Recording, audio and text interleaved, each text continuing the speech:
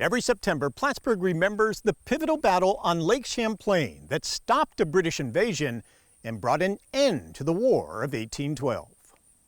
On September 11th, a ceremony is held every year on nearby Crab Island to honor the sailors and soldiers who died in the Battle of Plattsburgh.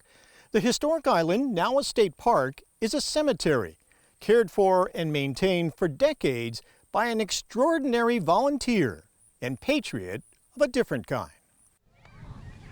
On a hot July day when many in the North Country head to the beach, Roger Harwood is loading his lawnmower onto his boat and making his way out on the lake to Crab Island.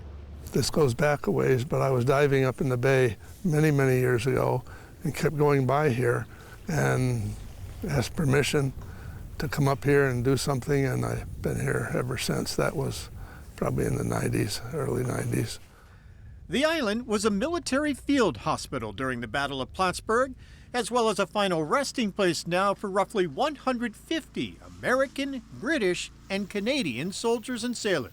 Their names are on the monument down at the flagpole, some of those names. So it's a pretty special, pretty historic place, and some of us get caught by it and want to preserve it. Every summer, Roger and other volunteers mow countless trails that are around the monuments to get the island ready for summer visitors and the September commemoration. The first September 11th that we honored men out here was the day of the Trade Center bombings. And I said to the man in charge of the veterans, I said, "What do we do?" He says, "There's no better day." So we had been doing it a few years before that, but that was a real significant day. Through the years, they've rediscovered old trails that have been reclaimed by the island's dense vegetation. They also found remnants of a former steward's house. Maintaining the grounds is hard work, but Roger says it's his duty to remember those who died on the island 210 years ago. I'm not a veteran. That's part of what brings me here. It's a way to honor those people, and I enjoy mowing. But at 82, he knows it won't last forever. I'm glad I can be able to do it as long as I have. Roger says he hopes that the state or other dedicated caretakers will continue the work, maintaining the island and sites, and carrying on the tradition of honoring those who are here in this sacred burial ground.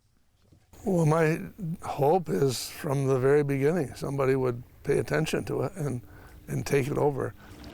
I think the state should manage it and manage it appropriately.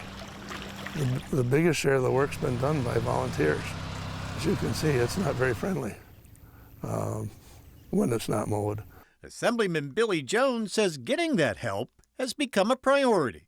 We need to maintain these historic sites we have around here. We've reaching out to Office of Parks and DEC as well on that, and hopefully we can get to some resolution on that.